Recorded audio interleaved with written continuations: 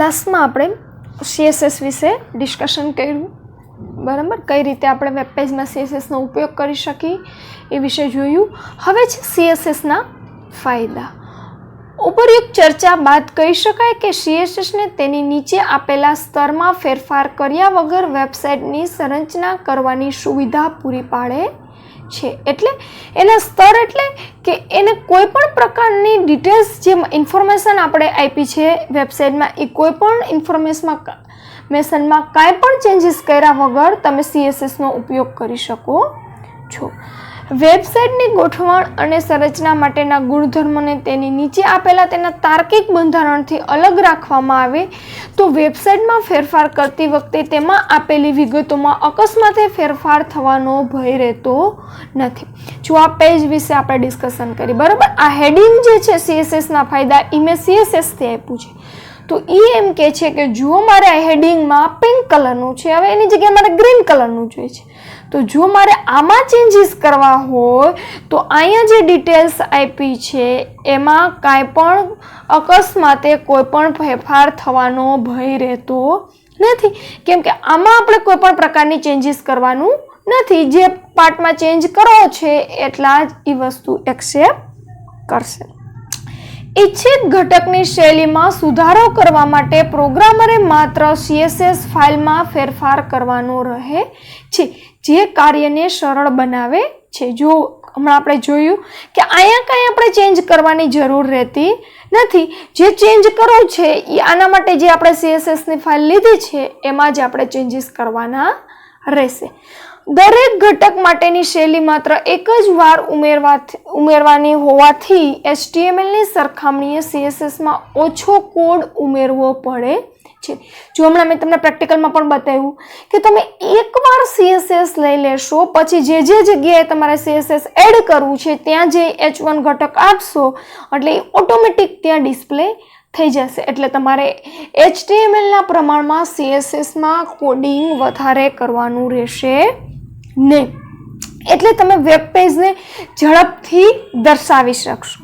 CSSનો ઉપયોગ વેબસાઇટની રચનાને ઝડપ અને કાર્યક્ષમ બનાવે છે. ક્લિયર? હવે આ હતા આપણા ફાયદા. હવે એના ગેરફાયદા પણ તમને આપ્યા છે કે જુદા જુદા બ્રાઉઝર માટે CSSની સુસંગતતા બદલાતી રહે છે. આનો અર્થ એ થયો કે સ્ટાઇલિશને કેટલીક સુવિધાઓને દરેક બ્રાઉઝર સમર્થન આપતું નથી. જો શું કહે છે, દરેક બ્રાઉઝરે CSSની સુસંગતતા એટલે એની જે સ્ટાઇલ છે એ બદલાય છે, કેમ કે આપણે જે વેબસાઇટ બનાવી છે એ વેબસાઇટ જોવા માટે કોઈ પણ ગ્રાહક ગમે બ્રાઉઝરનો ઉપયોગ કરી શકે. ગૂગલ ક્રોમ છે, મોઝિલા છે, ઇન્ટરનેટ એક્સપ્લોરર છે, ઓપેરા છે, બરાબર. તો હવે તો કે દરેક બ્રાઉઝરે CSSની જે સ્ટાઇલ છે એ અલગ અલગ બતાવશે. શું કામે?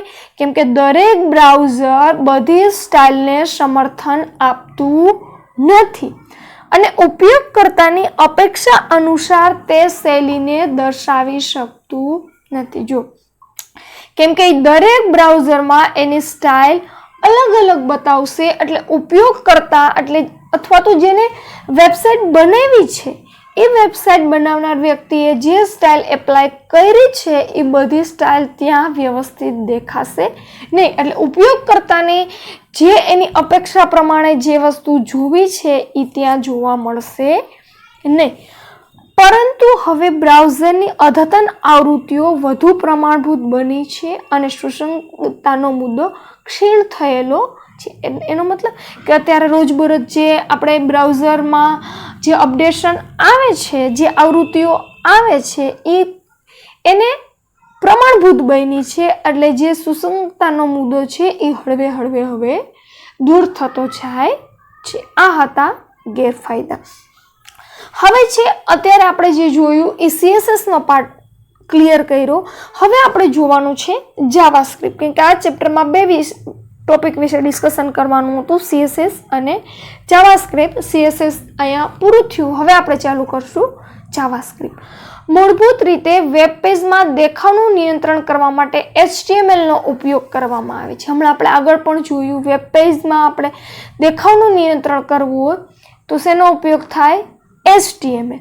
હવે યાદ રાખો, HTML માં તમે સ્થિત એટલે કે સ્ટેટિક વેબ પેજ જ બનાવી શકશો. એનો મતલબ કે જ્યારે બ્રાઉઝરમાં રેન્ડર થાય પછી એમાં કોઈ પણ પ્રકારનું ચેન્જીસ થશે નહીં. એટલે HTML માં વેબ પેજનો દેખાવ નિયંત્રણ કરશે અને એમાં કેવા સ્થિત અથવા તો તમે સ્ટેટિક પેજ બનાવી શકશો. બરાબર? એટલે કે HTML માં માત્ર અપરિવર્તનશીલ વેબ પેજ આપી શકાય. એટલે કે તમે કોઈ પણ પ્રકારના પરિવર્તન એમાં કરી શકશો નહીં જ્યારે તમે રેન્ડરિંગ કર્યું હોય ત્યારે. હવે યાદ રાખો, નેટસ્કેપે જાવાસ્ક્રિપ્ટનો વિકાસ કર્યો. વારંવાર પૂછાય છે જાવાસ્ક્રિપ્ટનો વિકાસ કોણે કર્યો? તો કે નેટસ્કેપે. બરાબર? જાવાસ્ક્રિપ્ટ એક વેબ પેજમાં પ્રોગ્રામિંગનું પાસું ઉમેરવાની સુવિધા આપતી સ્ક્રિપ્ટિંગ ભાષા છે. ઓકે, હવે જુઓ કે સ્ક્રિપ્ટિંગ ભાષા એકદમ સરળ અને હળવી છે. સી લેંગ્વેજ અને જાવા ભાષા જેવી અદ્યતન કાર્યનો સમાવેશ કરવામાં એમાં આવતો નથી. ક્લિયર? હવે તો કે Mozilla Firefox, chrome, safari, internet explorer બધા વેબ બ્રાઉઝર જાવાસ્ક્રિપ્ટને સમર્થન આપે છે. એટલે કે જાવાસ્ક્રિપ્ટમાં બનાવેલા વેબ પેજ આ બધા વેબ બ્રાઉઝર આપણે જોઈ શકાશે. હવે તો કે જાવાસ્ક્રિપ્ટમાં બનાવેલું પેજ અપરિવર્તનશીલ રહેતું નથી. HTML માં અપરિવર્તનશીલ, સ્થિત અને સ્ટેટિક પેજ હતા, જ્યારે આમાં તો કે ગતિશીલ અને ડાયનામિક પેજ રજૂ કરશે. કોણ? તો કે એ જાવાસ્ક્રિપ્ટ. ક્લિયર? હવે જો તમને એક સરસ એક્ઝામ્પલ આપ્યું છે કે કમ્પોઝરની મદદથી ફોર્મ કેવી રીતે બનાવી શકે. હેલો વિદ્યાર્થી મિત્રો, લાસ્ટમાં આપણે જાવાસ્ક્રિપ્ટ વિશે ડિસ્કશન કર્યું હતું કે HTMLમાં તમે સ્થિત વેબ પેજ બનાવી શકો છો અને જાવાસ્ક્રિપ્ટમાં ગતિશીલ અથવા તો ડાયનેમિક વેબ પેજ તૈયાર કરી શકો છો. બરાબર? અને જાવાસ્ક્રિપ્ટની શોધ નેટસ્કેપ દ્વારા એનો વિકાસ કરવામાં આવ્યો હતો. બરાબર? અને આ બધા બ્રાઉઝર્સ એને સમર્થન આપે છે. ત્યાં સુધીનું આપણે ડિસ્કશન કર્યું હતું. હવે એના પછીનો ટોપિક છે કે કમ્પોઝરની મદદથી ફોર્મ કેવી રીતે બનાવી શકે તે આપણે જોયું. જ્યારે ઉપયોગકર્તા ફોર્મમાં વિગતો ઉમેરે ત્યારે તે કેટલાક મહત્વના ફિલ્ડને ખાલી છોડી દે અથવા તો ફિલ્ડમાં વિગતો ખોટા સ્વરૂપમાં ઉમેરે તેવું પણ બને. આવા કિસ્સાઓમાં કેટલીક યથાર્થતા પૂરી પાડવી જરૂરી બને છે.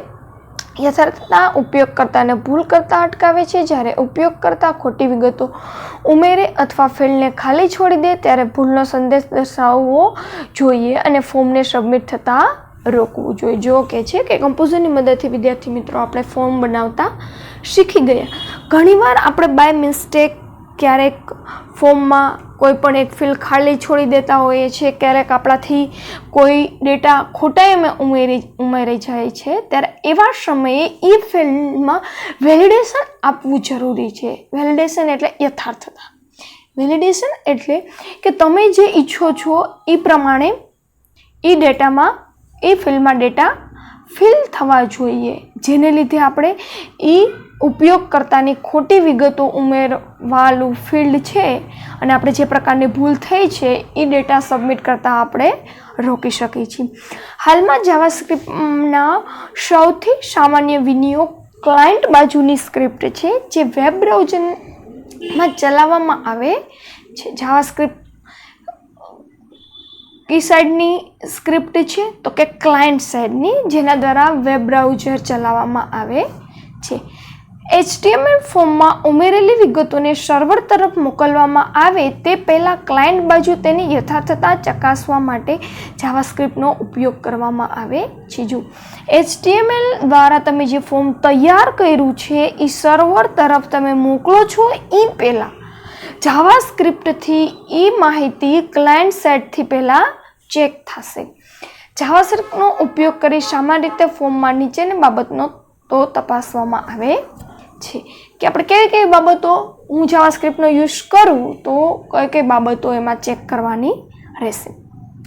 ફર્સ્ટ ઓફ ઓલ છે ઉપયોગકર્તાએ કોઈ જરૂરી ફિલ્ડ ખાલી છોડી દીધું છે બરાબર, એ ચેક કરશે કે ઉપયોગકર્તાએ કઈ ફિલ્ડ ખાલી છોડી દીધું છે, ઉપયોગકર્તાએ ઈમેલ સરનામું દાખલ કર્યું છે, બે ફિલ્ડની ડિટેલ્સ જે છે એ સમાન છે કે નહીં, ઉપયોગકર્તાએ યોગ્ય તારીખ દાખલ કરી છે, ઉપયોગકર્તાએ આંકડાકીય ફિલ્ડમાં લખાણ ઉમેર્યું છે, ફિલ્ડમાં લખાણ ઉમેર્યું છે. ઉદાહરણ તરીકે જથ્થા માટેના ફિલ્ડમાં આંકડાકીય વિગતને બદલે ઉપયોગકર્તા શાબ્દિક વિગત દાખલ કરે છે.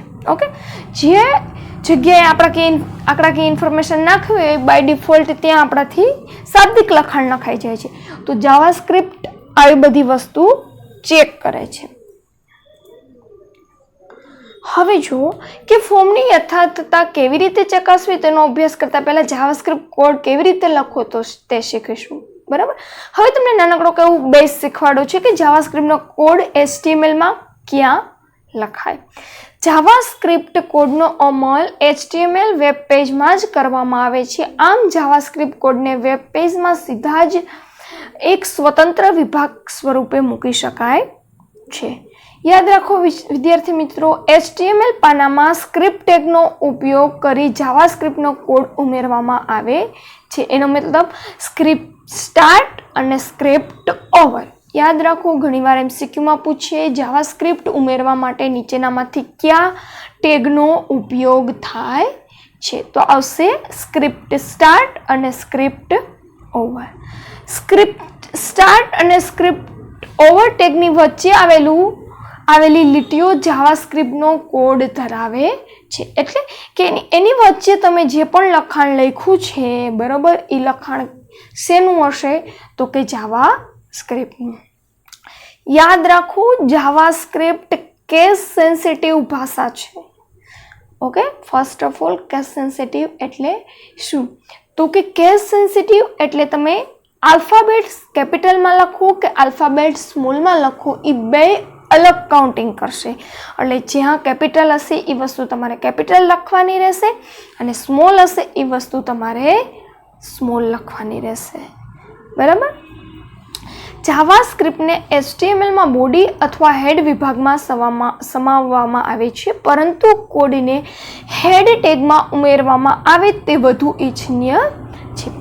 જો HTML જ્યારે પ્રોગ્રામ લખો છો, સ્ક્રિપ્ટ કાં તમે બોડી વિભાગમાં લખી શકો છો કાં તમે હેડ વિભાગમાં લખી શકો છો, પણ હેડ વિભાગમાં આપણે સ્ક્રિપ્ટ જે લખી છે એ વધુ ઇચ્છનીય છે. સ્ક્રિપ્ટ ટેગ બ્રાઉઝરને તેની વચ્ચે રહેલા તમામ લખાણોને એક સ્ક્રિપ્ટ તરીકે અર્થઘટન કરવાનો નિર્દેશ કરે છે. કમ્પોઝરના સોર્સ વ્યૂનો ઉપયોગ કરી એક સરળ જાવાસ્ક્રિપ્ટ કોડ લખીએ. ઓકે, હવે એક નાનકડો જાવાસ્ક્રિપ્ટનો કોડ લખતા આપણે શીખવાડ્યો છે અને બ્રાઉઝરમાં કઈ રીતે ડિસ્પ્લે થશે એના વિશે હવે ડિસ્કશન કરી. આ છે આપણો જાવાસ્ક્રિપ્ટનો કોડ. HTMLમાં જો હમણાં આપણે કીધું બોડી અને હેડ વિભાગ, બરાબર. જુઓ, અહીંયા હેડની અંદર ટાઇટલ પછી અહીંયા સ્ક્રિપ્ટ સ્ટાર્ટ કરી છે. Document dot write hello student double inverted કોમામાં હેલો સ્ટુડન્ટ લખ્યું છે અને પછી સેમિકોલન આપ્યા છે, પછી સ્ક્રિપ્ટ વિભાગ પૂરો કરી દીધો છે. એક નાનકડો મેસેજ પ્રિન્ટ કરાવે છે હેલો સ્ટુડન્ટનો. ક્લિયર? આ કોડિંગ આપણે કમ્પોઝરમાં સોર્સ વિભાગમાં જઈ અને લખવાનું રહેશે. બરાબર, હવે જો આપણે જે લાઈન લખી હતી document dot write hello student, એના વિશે સમજાવે છે કે સ્ક્રિપ્ટ ટેગમાં માત્ર એક જ વિધાન લખેલું છે, ડોક્યુમેન્ટ ડોટ રાઇટ બ્રેકેટની અંદર ડબલ ઇન્વર્ટેડ કોમામાં હેલો સ્ટુડન્ટ લખવામાં આવ્યું છે. તો કે હવે યાદ રાખજો, આ રાઇટ છે એ શું છે તો કે એ એક પ્રકારની મેથડ છે. ડોક્યુમેન્ટ ઓબ્જેક્ટનો એક ભાગ છે. આ ડોક્યુમેન્ટ જે છે એ શું છે તો કે એ ઓબ્જેક્ટનો એક ભાગ. બરાબર, રાઇટ આપણી મેથડ છે, ડોક્યુમેન્ટ એ ઓબ્જેક્ટનો ભાગ છે. જે લખાણ દર્શાવવાનું હોય તે ડોક્યુમેન્ટ ડોટ રેમ્પ નામની મેથડમાં પ્રક્રિયાના ચલ તરીકે આપવામાં આવે છે. એનો મતલબ કે જે લખાણ આપણે ડોક્યુમેન્ટ્સમાં ડિસ્પ્લે કરવાનું છે એ લખાણ આપણે આની અંદર લખશું. આપણે હેલો સ્ટુડન્ટ લખેલું છે. હવે વિધાનના અંતમાં આપવામાં આવેલું અર્ધવિરામ ચિહ્ન એટલે કે સેમિકોલન જાવાસ્ક્રિપ્ટમાં વૈકલ્પિક છે. આપણે હમણાં ઓલો પ્રોગ્રામ લખ્યો હતો ત્યાં document.write હેલો સ્ટુડન્ટ પાછળ સેમિકોલન લખ્યું હતું એની વાત કરી છે. અર્ધવિરામ ચિહ્નનો ઉપયોગ સમાપ્તિને બદલે અલગતા માટે થાય છે. બરાબર, અર્ધવિરામ શેના માટે યુઝ કર્યું છે? તો તે અલગતા દર્શાવવા માટે. તેથી જો દરેક વિધાન નવી લીટીમાં લખવામાં આવે તો અર્ધવિરામ મૂકવાની જરૂર નથી. ઓકે, નવી લાઈન તમારે લખવી હોય તો આપણે અર્ધવિરામ મૂકવાની કાંઈ જરૂર નથી. ઉદાહરણમાં document.write વિધાન પછીનું અર્ધવિરામ કાઢી નાખવામાં આવશે તો પણ પરિણામ સમાન જ રહેશે. આમ છતાં અર્ધવિરામનો ઉપયોગ કરવો એ સારી પ્રોગ્રામિંગ પ્રથા છે. ઓકે, આપણે જે હમણાં આગળ કોડ લખેલો હતો એ સિમ્પલ એક મેસેજ પ્રિન્ટ કરાવેલો હતો જાવાસ્ક્રિપ્ટનો. બરાબર, આ રીતે એનું આઉટપુટ આવશે, હેલો સ્ટુડન્ટ. ક્લિયર?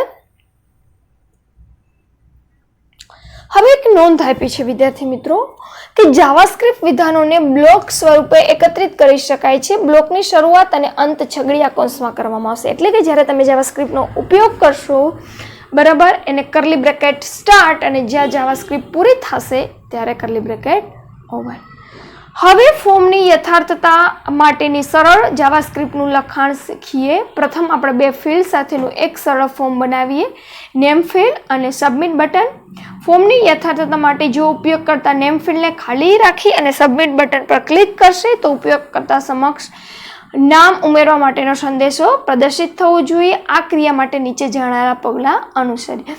સરસ એક એક્ઝામ્પલ આપ્યું છે. એક આપણે નામનું ફિલ્ડ લેશું, એક સબમિટ નામનું ફિલ્ડ લેશું. બરાબર, જો હું નેમ નામનું ફિલ્ડ ખાલી છોડી દઈશ તો મને એક મેસેજ આવશે કે પહેલાં તમારે તમારું નામ એન્ટર કરો, પછી જ તમે એની અંદર ડેટા ઉમેરી શકશો.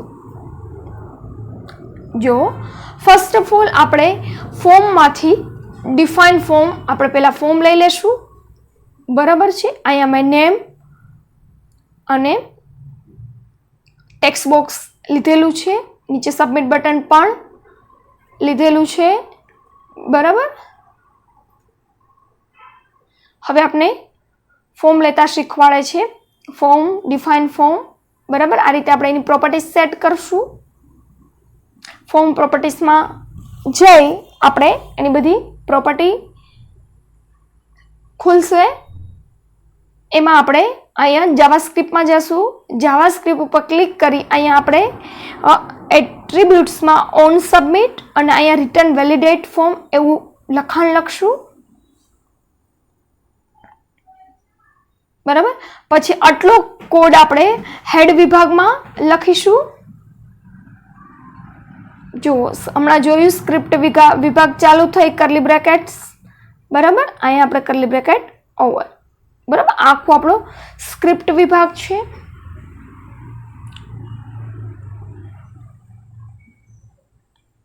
બરાબર, હવે આમાં આપણે વેલિડેટ ફોર્મ વિધેય, પછી ચલ લીધો છે એક, ઇફ શરતી વિધાન લીધું છે, એલર્ટ આંતર પ્રસ્થાપિત વિધેય લીધું છે, ડોક્યુમેન્ટ ઓબ્જેક્ટ આપણે લીધેલો છે, ફોકસ પટ્ટી લીધેલી છે. એ આપણે હમણાં આગળનો જે પ્રોગ્રામ જોયો ને વિદ્યાર્થી મિત્રો, બરાબર, એમાં આ બધી ડિટેલ્સ આપણે લીધેલી છે. તો એના